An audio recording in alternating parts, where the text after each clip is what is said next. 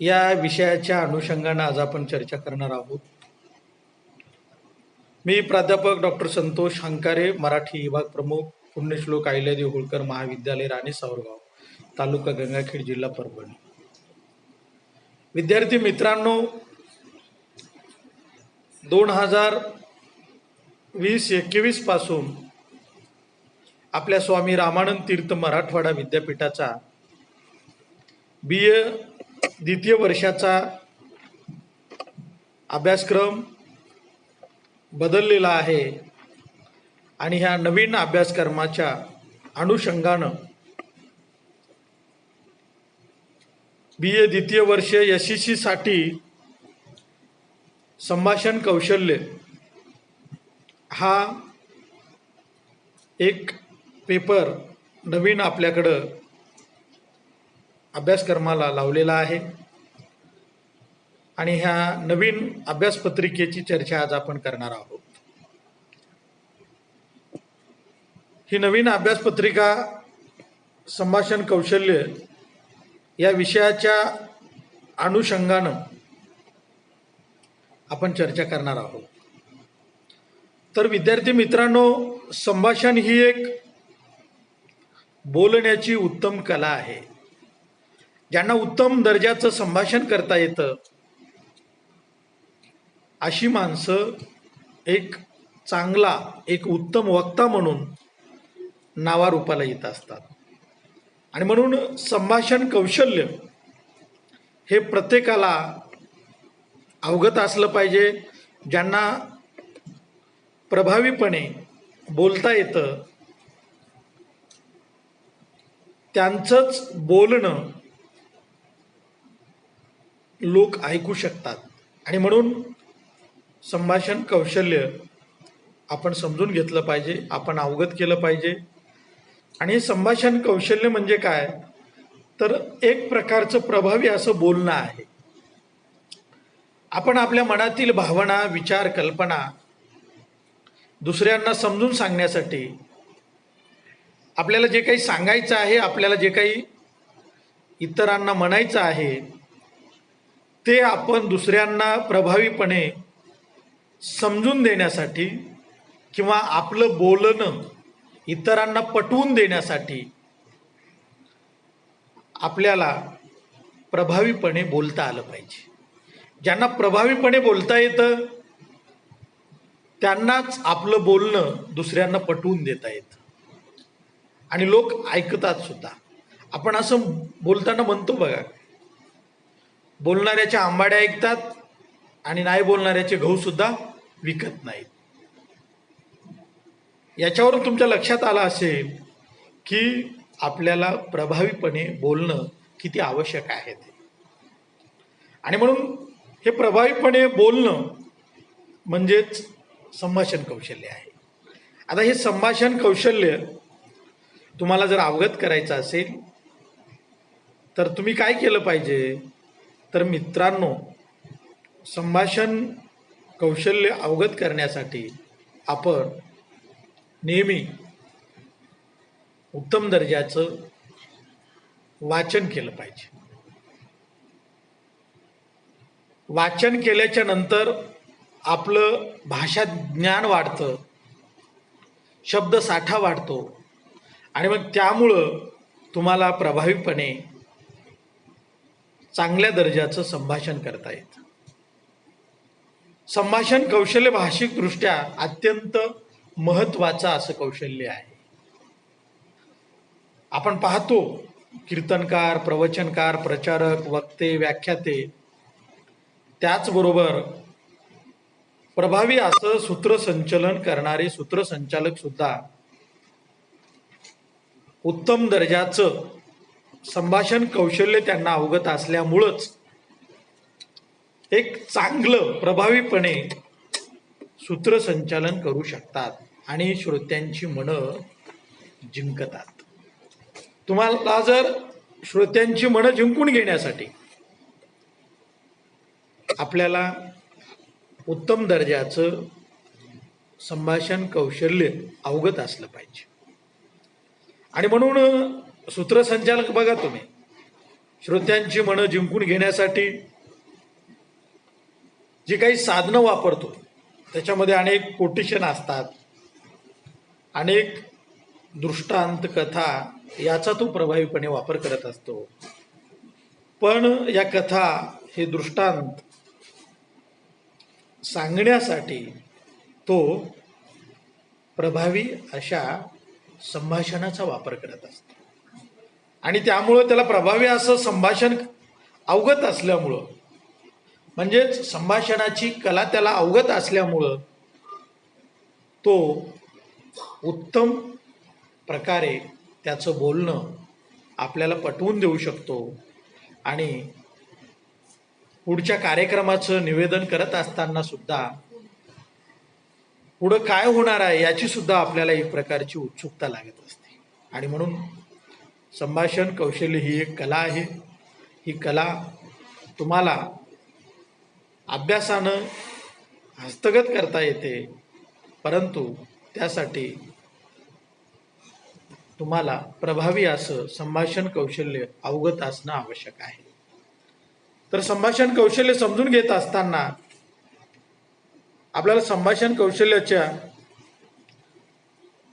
मी एक छायाचित्र आपल्या समोर ठेवलेलं आहे. म्हणजे संभाषण करत असताना आपले हावभाव सुद्धा खूप महत्त्वाचे आहेत. हावभावाच्या माध्यमातूनच आपल्याला प्रभावी असं संभाषण करता येतं. आणि म्हणून प्रभावी असं संभाषण करण्यासाठी तुमचे संभाषण करण्याबरोबरच जे काही हावभाव होत असतात ते हावभाव सुद्धा महत्त्वाचे असतात. हा एक विद्यार्थी आहे, तो संभाषण करत असताना त्याच्या शरीराचे हावभाव सुद्धा आपल्या लक्षात येतात. आणि म्हणून हा प्रभावी संभाषणाचा हा फोटो आहे, हे छायाचित्र आहे. तर याच्यावरून तुम्हाला प्रभावी संभाषण कौशल्य कशा पद्धतीचं असू शकतं हे तुमच्या लक्षात येईल. आता संभाषण कौशल्य म्हणजे काय हे समजून घेणं गरजेचं आहे. आता संभाषण कौशल्य समजून घेतल्याशिवाय आपल्याला पुढे जाता येणार नाही. आणि म्हणून आपण दैनंदिन व्यवहार करताना आपण काही नियमांचे पालन करून जो संवाद साधतो तो संवाद म्हणजेच एक प्रकारचं संभाषण कौशल्य असतं. दुसरी एक व्याख्या आपल्याला अशी करता येईल की आपल्या मनातील विचार समोरच्या व्यक्तीला समजतील अशा स्वरूपामध्ये प्रभावीपणे बोलून आपला विचार त्या व्यक्तीला पटवून देणे म्हणजेच संभाषण कौशल्य होय. संभाषण कौशल्य म्हणजे एक प्रकारचे प्रभावी अशा स्वरूपाचे बोलणे होय. संभाषण कौशल्य ही एक प्रभावीपणे बोलण्याची कला असून ज्याला ही कला अवगत असते ती व्यक्ती प्रभावी वक्ता होऊ शकते. आणि म्हणून संभाषण कौशल्य तुम्हाला अवगत असलं पाहिजे. उत्तम वक्ता होण्यासाठी उत्तम संभाषण कौशल्य तुम्हाला अवगत असणं आवश्यक आहे. तर मला वाटतं यावरून तुमच्या लक्षात संभाषण कौशल्य म्हणजे काय हे आलेलं आहे. आता संभाषणाचे काही प्रकार आहेत. आपण दैनंदिन जीवनामध्ये नेहमी कुणाला ना कुणाला बोलतच असतो. घरामध्ये बोलतो, आपण समाजामध्ये बोलतो, शाळा महाविद्यालयामध्ये बोलतो. तर असं हे आपलं जे काही बोलणं आहे म्हणजेच आपण दैनंदिन व्यवहार सुरळीत आपला चालण्यासाठी आपण एकमेकांशी संभाषण करतो, एकमेकांशी संवाद साधतो. तर हे संवाद साधणं किंवा आपलं हे एकमेकांशी बोलणं म्हणजे संभाषण जरी असलं तरी ते उत्तम दर्जाचं संभाषण कौशल्य आहेच असं आपल्याला म्हणता येणार. आणि म्हणून संभाषण कौशल्याचे 4 प्रकार आहेत. संभाषण कौशल्याचे किती प्रकार आहेत? 4. नंबर एक संभाषण कौशल्याचा प्रकार आहे प्रत्यक्ष संभाषण. नंबर 2 अप्रत्यक्ष संभाषण, नंबर 3 औपचारिक संभाषण आणि नंबर 4 अनौपचारिक संभाषण. असे संभाषणाचे 4 प्रकार आहेत. तर या 4 प्रकारामधला पहिला प्रकार जो आहे, आता प्रत्यक्ष संभाषण म्हणजे काय तुमच्या लक्षात आलं असेल की आपण एखाद्या व्यक्तीशी जेव्हा प्रत्यक्ष संवाद साधतो, उदाहरणामध्ये आता माझं जे बोलणं आहे हा माझा संवाद हा प्रत्यक्ष स्वरूपाचा नाही, समजून घ्या. मी ज्या आपल्याशी आता जो काही संवाद साधत आहे किंवा माझं हे जे काही संभाषण चालू आहे, हे संभाषण माझं प्रत्यक्ष अशा स्वरूपाचं संभाषण नाही. परंतु मी जेव्हा वर्गामध्ये तुमच्या समोर जेव्हा तुम्हाला शिकवतो, तुमच्या वर्गामध्ये जेव्हा मी प्रत्यक्ष तुमच्या समोर उभा राहून जेव्हा तुमच्याशी संवाद साधतो, ते माझं प्रत्यक्ष संभाषण आहे. आणि म्हणजे एखाद्या व्यक्तीला आपण समोरासमोर उभे राहून त्याच्याशी जे काही संभाषण करतो, ते संभाषण म्हणजे प्रत्यक्ष संभाषण. आता दुसरा अप्रत्यक्ष संभाषण. आता मी आपल्याशी पीपीटीच्या माध्यमातून, यूट्यूबच्या माध्यमातून अप्रत्यक्षपणे संवाद साधत आहे. आता माझं हे जे काही संभाषण आहे हे अप्रत्यक्ष अशा स्वरूपाचं संभाषण आहे. म्हणजे मी वर्गामध्ये जो विषय शिकवणार आहे तोच विषय आज मी तुमच्याशी यूट्यूबच्या माध्यमातून, आज मी तुमच्याशी पीपीटीच्या माध्यमातून तो विषय मी सांगण्याचा प्रयत्न करत आहे. आता हे जे काही माझं संभाषण आहे ते अप्रत्यक्ष अशा स्वरूपाचं संभाषण आहे. आता तिसरा जो प्रकार आहे औपचारिक संभाषण. औपचारिक संभाषण म्हणजे काय? औपचारिक संभाषण म्हणजे संभाषण कौशल्य अवगत करून, प्रत्यक्ष आपण संभाषण कौशल्य अवगत करून आपण जे काही प्रमाण भाषेमध्ये, शुद्ध अशा प्रमाण भाषेमध्ये जेव्हा संवाद साधतो, जेव्हा आपण संभाषण करतो, ते आपलं औपचारिक संभाषणाचा प्रकार आहे. वर्गामध्ये शिकवत असताना मी तुमच्याशी औपचारिक संभाषण करत असतो, पण जेव्हा मी वर्गाच्या बाहेर तास संपल्याच्या नंतर जेव्हा मी तुमच्याशी बोलतो, तो माझा संवाद जो आहे, ते माझं संभाषण जे आहे ते माझं औपचारिक संभाषण नाही. मी जेव्हा वर्गामध्ये बोलतो, मी प्रत्यक्ष तुमच्या समोर उभा राहून आणि प्रमाण भाषेमध्ये तुमच्याशी जेव्हा संभाषण करतो, ते माझा संवाद किंवा ते माझं संभाषण हे औपचारिक अशा स्वरूपाचं संभाषण आहे. औपचारिक संभाषण म्हणजे थोडक्यात सांगायचं म्हणजे आपण संभाषण कौशल्य अवगत करून, प्रयत्न करून, हे कौशल्य अवगत करून प्रयत्न करून आपण आपलं संभाषण प्रभावीपणे जेव्हा मांडत असतो, हे आपलं संभाषण औपचारिक स्वरूपाचं संभाषण असतं. उदाहरणामध्ये तुम्हाला सांगतो मी, अनेक वक्ते, अनेक व्याख्याते जेव्हा जाहीर सभेमधून जेव्हा बोलत असतात, वेगवेगळ्या विषयावरती अभ्यासपूर्ण अशा स्वरूपाचे व्याख्यानं देत असतात. त्यांची ही व्याख्यानं जाहीर सभेमधून त्यांचं जे बोलणं आहे, ते बोलणं, त्यांनी दिलेली जी व्याख्यानं आहेत, ती व्याख्यानं ही औपचारिक स्वरूपाचं संभाषण असतं. तर औपचारिक संभाषण सुद्धा तुमच्या लक्षात आलेलं असेल. आता चौथा जो प्रकार आहे संभाषणाचा, तो आहे अनौपचारिक संभाषण. विद्यार्थी मित्रांनो, आपण दैनंदिन जीवनामध्ये जीवन जगत असताना आपण जे आपल्या कुटुंबामध्ये जी भाषा वापरतो, आपण आपल्या कुटुंबाशी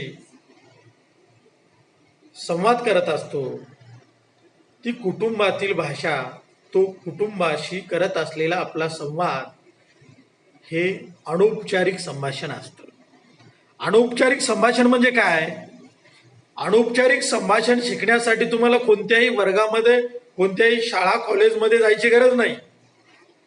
जसं अनौपचारिक शिक्षण तुम्हाला आपल्या कुटुंबातच मिळतं, त्याच पद्धतीनं तुम्ही जन्मताच आपल्या आईकडून जी भाषा शिकता, संवाद करायला जे शिकता, ते तुमचं संवाद करणं, ती तुमची भाषा म्हणजे एक प्रकारची अनौपचारिक स्वरूपाची भाषा असते.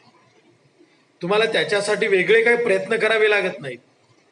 आणि म्हणून असं अनौपचारिक संभाषण हे म्हणजेच आपलं दैनंदिन बोलणं, व्यावहारिक एकमेकाशी संपर्क करण्यासाठी आपण जे बोलतो ते आपलं बोलणं हे एक प्रकारचं अनौपचारिक संभाषण असतं.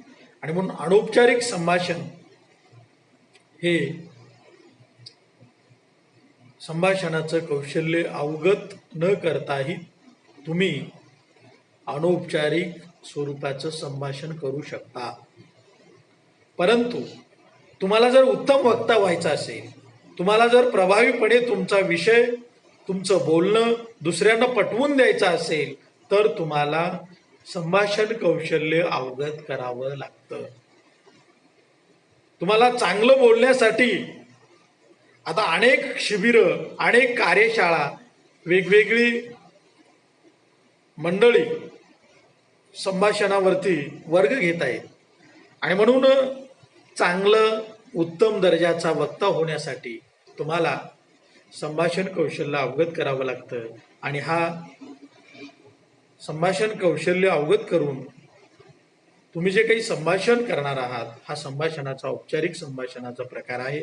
आणि आपण दैनंदिन जीवनामध्ये व्यवहार करत असताना, दैनंदिन जीवनामध्ये जीवन जगत असताना आपण एकमेकाशी जो काही संपर्क करतो, तो संपर्क करण्याचं महत्त्वाचं साधन म्हणजे भाषाच असते. आणि भाषेच्या माध्यमातूनच आपण एकमेकाशी संवाद साधत असतो. पण असा संवाद साधण्याचं असं जे काही आपलं संभाषण असतं, ते संभाषण म्हणजे अनौपचारिक स्वरूपाचं संभाषण असतं. तर अशा प्रकारे संभाषणाचे 4 प्रकार आहेत. मला वाटतं संभाषणाचे हे प्रकार आपल्या लक्षात आले असतील. त्याच्यानंतर आपण संभाषणाची दुसरी महत्त्वाची टेप पाहणार आहोत. आता प्रभावी संभाषण कौशल्य अवगत करण्यासाठी महत्त्वाचे अडथळे कोण आहेत? त्याच्यामध्ये महत्त्वाचे अडथळे कोणते आहेत? अस्वच्छता हा सगळ्यात महत्त्वाचा पहिला अडथळा आहे. तुम्ही स्वच्छ, नीटकं राहिलं पाहिजे. अस्वच्छता हा संभाषणातील महत्त्वाचा पहिला अडथळा आहे. तुम्हाला प्रभावीपणे बोलता येत असेल, पण तुम्ही अस्वच्छ आहात, म्हणजे तुमच्या अंगावरती नीटनेटके कपडे नाहीत, असलेले कपडे स्वच्छ नाहीत, तरी तुम्ही किती उत्तम दर्जाचा संवाद जरी साधत असलात, तुम्ही उत्तम वक्ता जरी असलात, तरी लोक तुमचं ऐकून घेऊ शकत नाही.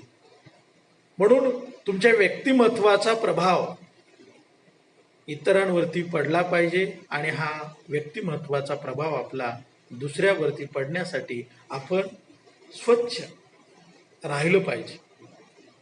अस्वच्छ व्यक्तीचा दुसऱ्या लोकांवरती प्रभाव पडू शकत नाही. आणि म्हणून अस्वच्छता हा संभाषणातील एक अडथळा आहे. दुसरी गोष्ट, संभाषणातील दुसरा अडथळा म्हणजे आरोग्याविषयी समस्या. आता तुम्हाला जर शारीरिक काही आरोग्याविषयी समस्या असेल, तरी तुम्हाला उत्तम दर्जाचं संभाषण करता येत नाही. उदाहरणामध्ये तुम्ही जन्मताच मुकी आहात, तर तुम्हाला चांगल्या प्रकारे बोलता येणार नाही.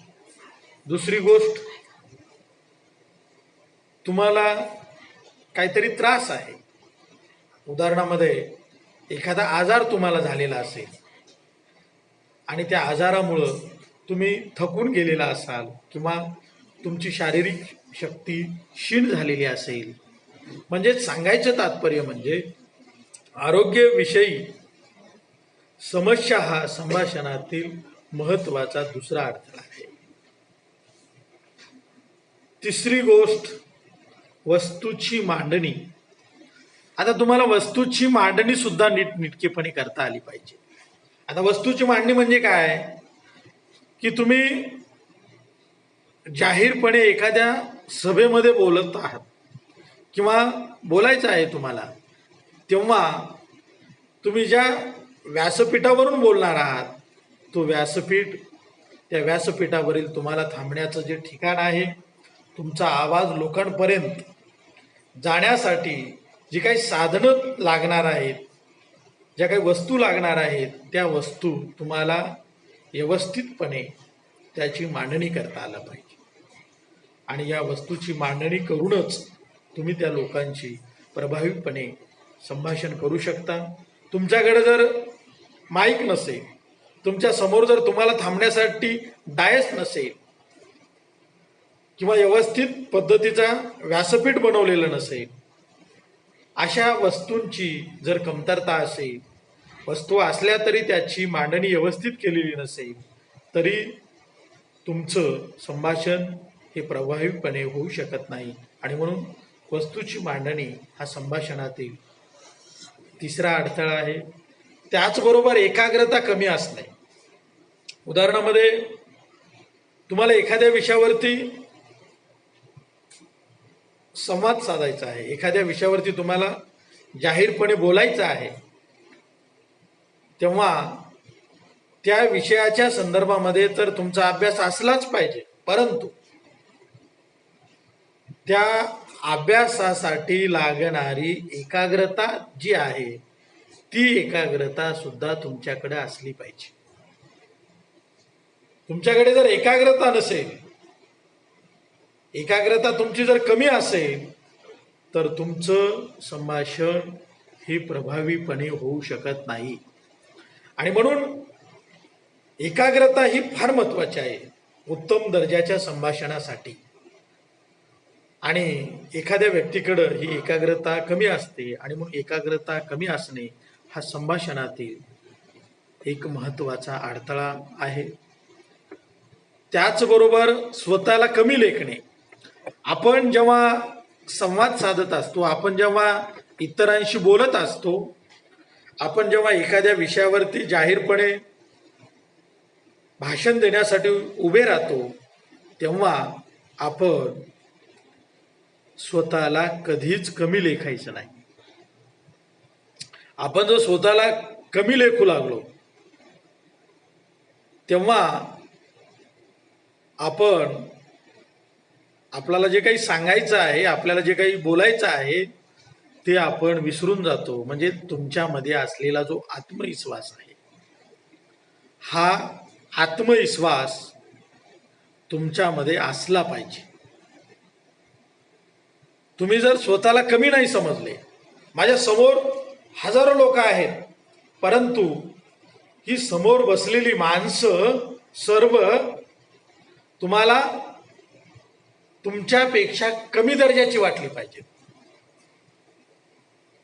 कमी दर्जाची वाटणे म्हणजे त्यांना कमी लेखणे असं नाही, तर ही समोर बसलेली सर्व मंडळी एक प्रकारची दगड आहे.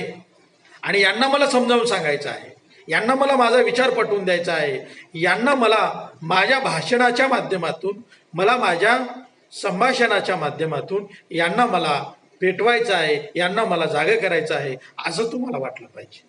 म्हणजेच तुम्ही स्वतःला कमी लेखलं नाही पाहिजे.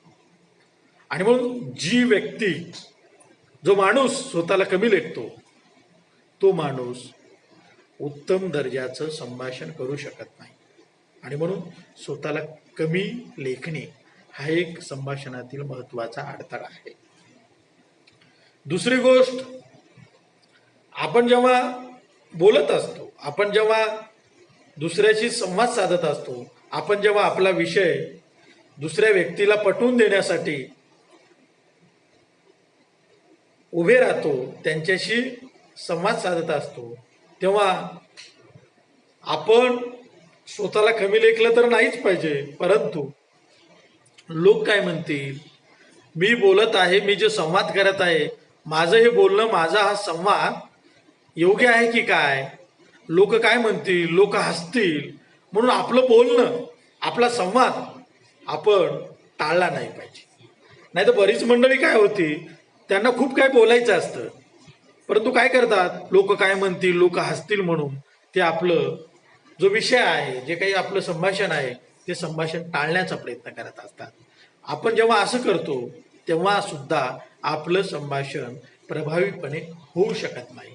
आणि म्हणून लोक हसतील म्हणून संभाषण टाळणे हा एक संभाषणातील महत्त्वाचा अडथळा आहे. त्याचबरोबर आपण संभाषण करण्यासाठी आपला आवाज बारीक असून चालणार नाही. तुमचं बोलणं, तुमचा आवाज हा मोठा असला पाहिजे, इतरांपर्यंत तुमचा आवाज पोहोचला पाहिजे सहजपणे. नाहीतर आपण बारीक आवाजामध्ये जर बोलत असो तर लोक तुमचं ऐकून घेत नाही. तुम्ही काय बोलता ते लोकांना व्यवस्थित ऐकायला मिळत नाही आणि त्यामुळे लोक गोंधळ करतात आणि त्यामुळे लोक उठून जाण्याची जास्त शक्यता असते. आणि म्हणून लोकांपर्यंत तुमचा आवाज जाईल अशा पद्धतीनं तुम्ही बोललं पाहिजे.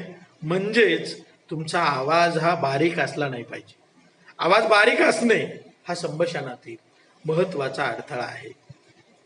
दुसरी गोष्ट, आपण इतरांकडे जे काही पाहतो, इतरांकडे बघण्याचा जो दृष्टिकोन आहे आपला, तो दृष्टिकोन सुद्धा आपला बदलला पाहिजे. म्हणजे दुसऱ्याला सांगायचं तात्पर्य म्हणजे आपण बोलत असताना किंवा आपण दुसऱ्याशी संवाद करत असताना, आपला विचार दुसऱ्याला पटवून देत असताना, आपला त्याच्याकडे बघण्याचा जो दृष्टिकोन आहे तो दृष्टिकोन हा सकारात्मक असला पाहिजे. आपला दृष्टिकोन जर नकारात्मक असेल तर आपलं बोलणं, आपला संवाद हा प्रभावीपणे होऊ शकत नाही. आणि म्हणून इतरांकडे बघण्याचा आपला जो दृष्टिकोन आहे हा दृष्टिकोन उत्तम दर्जाचा असला पाहिजे, सकारात्मक असला पाहिजे, तो नकारात्मक असला नाही पाहिजे. आणि जर आपला दृष्टिकोन नकारात्मक अशा स्वरूपाचा असेल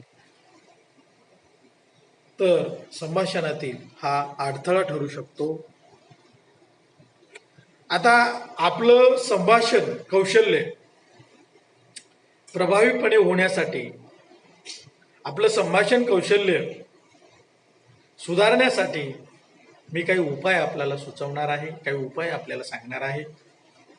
हे उपाय जर आपण अंमलात आणले, हे उपाय जर आपण प्रत्यक्ष संभाषण करताना समजून घेतले तर मला वाटतं तुमचं संभाषण कौशल्य हे उत्तम दर्जाचं होईल. तुम्ही एक प्रभावी वक्ता म्हणून तुमचा नाव लौकिक होईल. आणि म्हणून संभाषण कौशल्य सुधारण्याचे उपाय पाहूया आपण. नंबर 1, संभाषण करत असताना आपण वादविवाद टाळला पाहिजे. वादविवाद टाळणे, आता एखादा विषय आहे, तुम्ही जो विषय मांडत आहात, एखाद्या विषयावरती तुम्ही जाहीरपणे एखाद्या सभेला संबोधित करीत आहात, तेव्हा तुमचा विषय श्रोत्यांना पटला नाही किंवा काही श्रोत्यांनी, काही लोकांनी तुम्हाला प्रश्न विचारले, तुमच्याशी वाद घालण्याचा प्रयत्न केला, तेव्हा तुम्ही श्रोत्यांनी विचारलेल्या प्रश्नांना सामोरं गेलं पाहिजे. विचारलेल्या प्रश्नांची तुम्हाला उत्तरं देता आली पाहिजे आणि तेही संयम ठेवून आपण त्यांच्याशी वादविवाद टाळला पाहिजे. नाहीतर काही काही काय होतं, अनेक ठिकाणी आपण पाहतो, आपण जो विषय बोलतो किंवा आपण जो विषय मांडतो तो अनेकदा अनेक लोकांना पटत नाही. परंतु त्यांना पटत नसला तरी तुम्हाला तो तुमचा विषय पटवून द्यायचा आहे. म्हणजेच तुम्हाला त्यांच्या पातळीवर उतरून सकारात्मक पद्धतीनं त्यांना समजेल, पचेल, रुचेल अशा पद्धतीनं तुम्हाला तुमचा विषय समजून सांगायचा आहे. वादविवाद करायचा नाही. म्हणजेच वादविवाद टाळणाऱ्या व्यक्तीचं संभाषण हे प्रभावी संभाषण तर होऊच शकतं, परंतु आपलं संभाषण कौशल्य सुधारण्यासाठी तुम्हाला वादविवाद टाळावे लागते. आणि म्हणून वादविवाद टाळणे हा संभाषण कौशल्य सुधारण्याचा महत्त्वाचा पहिला उपाय आहे. दुसरी गोष्ट, दुसरा उपाय, दुसऱ्याच्या मताबद्दल आपल्याला आदर दाखवता आला पाहिजे. तुमचं म्हणणं, तुमचा विचार, तुमच्या कल्पना लोकांना तुम्हाला पटवून तर देता आल्याच पाहिजेत, पण आपला विचार पटवून देत असताना दुसऱ्याच्या मताबद्दल सुद्धा तुम्ही आदर दाखवला पाहिजे.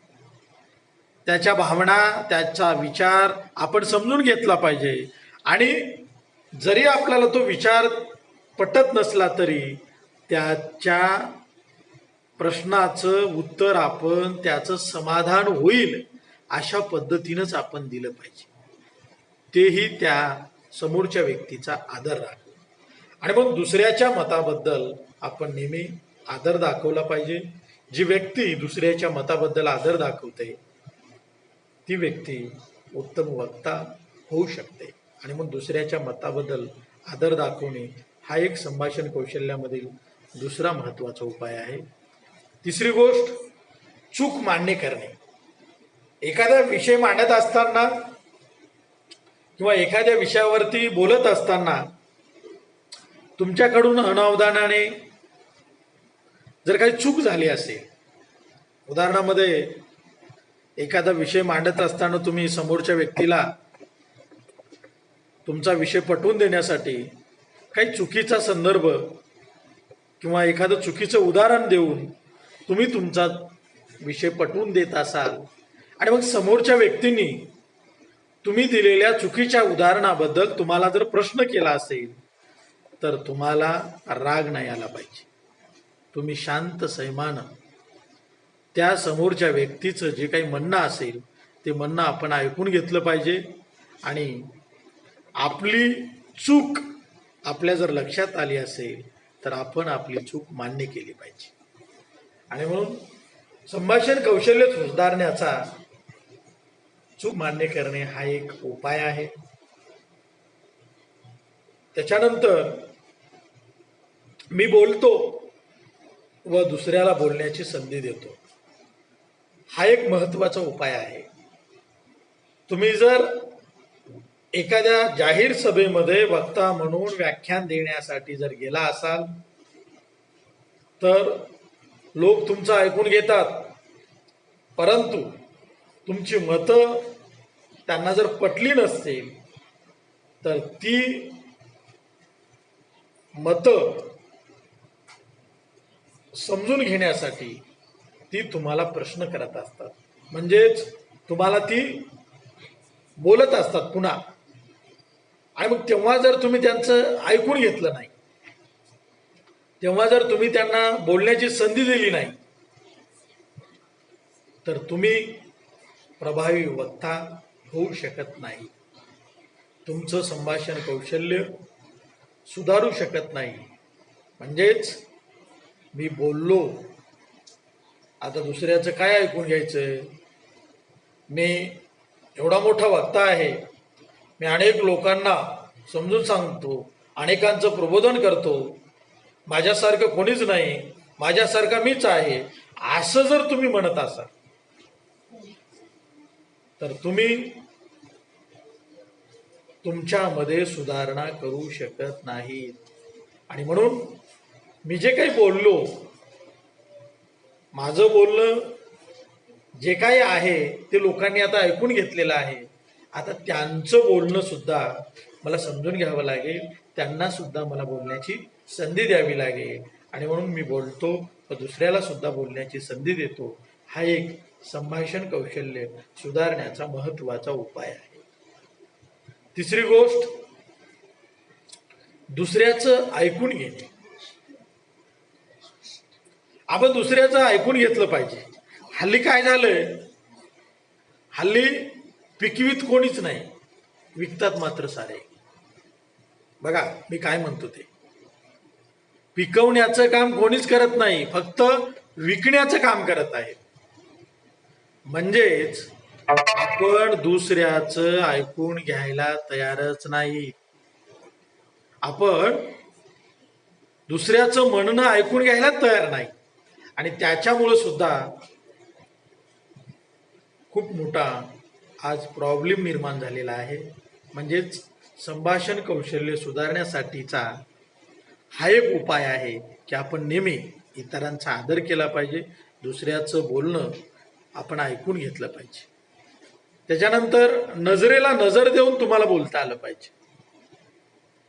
आपण जर समोरच्या व्यक्तीच्या नजरेला नजर देऊन नाही बोललो तर आपलं बोलणं, आपलं संभाषण प्रभावी होऊ शकत नाही.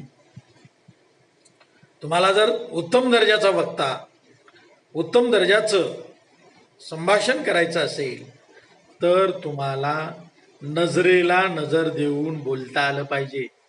आणि मग नजरेला नजर देऊन बोलणे हा सुद्धा संभाषण कौशल्य सुधारण्याचा उपाय आहे. राहणीमान चांगलं ठेवणं, आपलं राहणीमान नेहमी चांगलं असलं पाहिजे. जे काही आपला पोशाख आहे तो नीटनेटका असला पाहिजे, तरच आपण दुसऱ्यावरती प्रभाव पाडू शकतो. उदाहरण घ्यायचं असेल तर तुम्हाला डॉक्टर बाबासाहेब आंबेडकरांचं देता येईल. डॉक्टर बाबासाहेब आंबेडकर नेहमी सूट बुटात राहायचे, त्यांचं राहणीमान हे नेहमी उत्तम दर्जाचं असायचं. आणि म्हणून तुम्हाला सुद्धा तुमचं राहणीमान इतरांपेक्षा वेगळं तर असलंच पाहिजे, परंतु ते चांगलं उत्तम दर्जाचं तुम्हाला ठेवता आलं पाहिजे. आणि मग ज्यांना आपलं राहणीमान चांगलं ठेवता येतं ती माणसं उत्तम दर्जाचा वक्ता होऊ शकतात.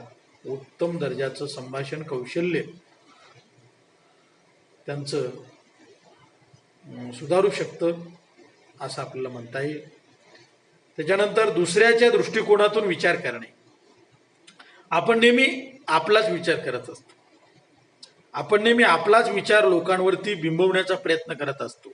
परंतु आपला तर विचार आपल्याला बिंबवायचा आहेच, आपल्याला पटवून सांगायचाच आहे, समजून द्यायचाच आहे, परंतु दुसऱ्याच्या दृष्टिकोनातून आपण विचार केला पाहिजे.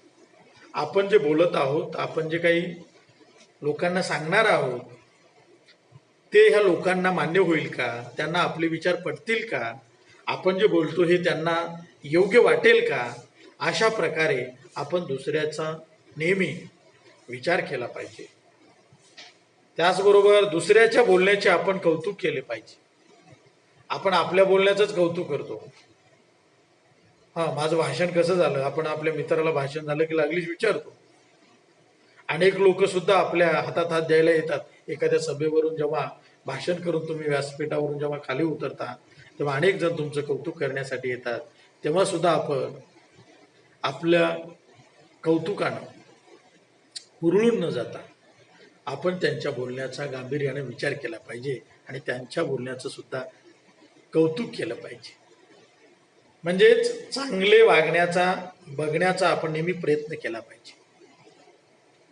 जे काही चांगलं आपल्याला सांगता येईल, जे काही चांगलं आपल्याला पाहता येईल, आणि हेच आपण नेहमी अंगीकारलं पाहिजे. म्हणून संभाषण कौशल्य सुधारण्याचे हे काही महत्त्वाचे उपाय आहे. हे उपाय जर आपण अंमलात आणले तर निश्चितच मला वाटतं तुमचं संभाषण कौशल्य उत्तम दर्जाचं होऊ शकतं. विद्यार्थी मित्रांनो, आज आपण BA द्वितीय वर्षाच्या नवीन अभ्यासक्रमावर अभ्यासपत्रिका पहिली संभाषण कौशल्य या अभ्यास घटकावरती आपण चर्चा केलेली आहे. ही चर्चा मला वाटतं निश्चितच तुम्हाला उपयुक्त ठरणार आहे आणि संभाषण कौशल्य समजून घेण्यासाठी माझी